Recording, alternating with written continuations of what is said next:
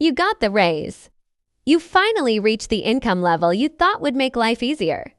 But instead of feeling secure, you're checking your bank account before payday, wondering where all the money went.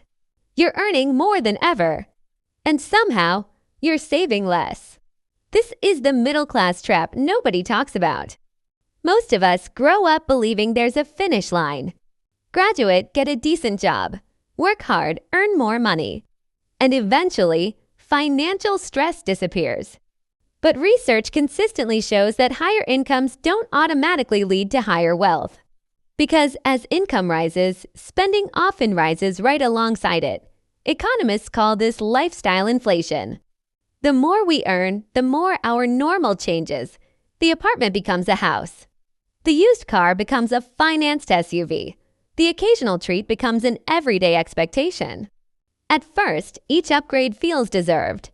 Eventually, it becomes expensive to maintain, and suddenly, a bigger paycheck doesn't create breathing room. It simply supports a bigger lifestyle.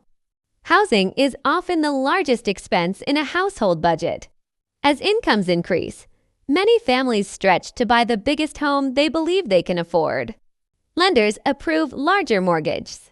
Friends and family celebrate the upgrade. It feels like success. But bigger homes usually bring bigger costs that go far beyond the mortgage payment. Property taxes increase. Insurance costs rise. Utilities cost more. Maintenance and repairs become more expensive. Furnishing extra rooms adds thousands of dollars over time.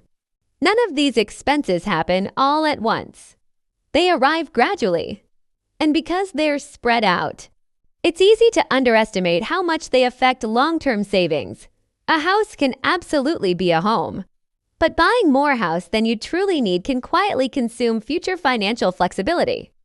Cars have become one of the most common middle-class financial burdens. Monthly payments are now treated as a permanent part of adult life.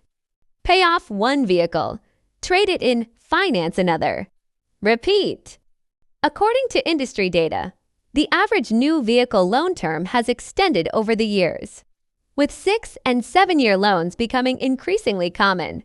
Longer loans lower the monthly payment, but they also keep people in debt longer and often increase the total amount paid in interest. Meanwhile, vehicles continue to depreciate. The cycle becomes normal, not because people are irresponsible, but because everyone around them is doing the exact same thing. And the result? A paycheck that arrives already committed 2 years of future payments. Consumer debt doesn't always start with emergencies. Sometimes it starts with convenience, a furniture promotion, a vacation, holiday gifts, home upgrades.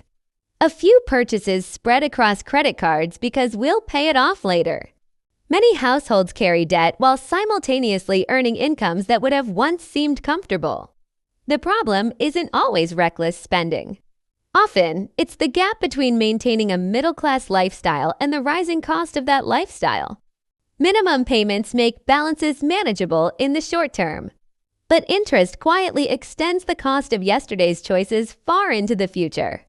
Debt becomes part of the monthly routine, and that's when it becomes dangerous, not because it's dramatic, because it's ordinary. This is what makes the middle-class trap so frustrating. From the outside, everything looks fine. You have the job, the house, the car, the vacations in the photos, the life you worked hard to build. But underneath it all, there's very little margin for error. One job loss, one major repair, one medical expense, one unexpected crisis, and the entire system starts to wobble. It's not necessarily because you failed. It's because increasing income alone doesn't guarantee increasing security.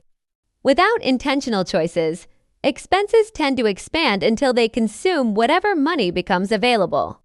The finish line keeps moving. And many people spend years chasing a version of success that never actually feels safe.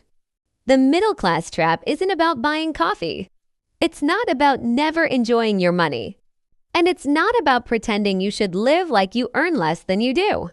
It's about recognizing that more income only creates opportunity if some of it remains yours to keep. Because wealth isn't measured by how expensive your life looks. It's measured by how much freedom your money gives you. The ability to handle emergencies. The ability to say no to debt. The ability to choose your future instead of financing it. Earning more money can absolutely improve your life, but only if your lifestyle doesn't outrun your paycheck. Because the goal was never to look wealthy. The goal was to become secure. And sometimes, the biggest financial trap isn't having too little. It's spending every raise before you ever get the chance to build something lasting. Thanks for watching and see you in the next video.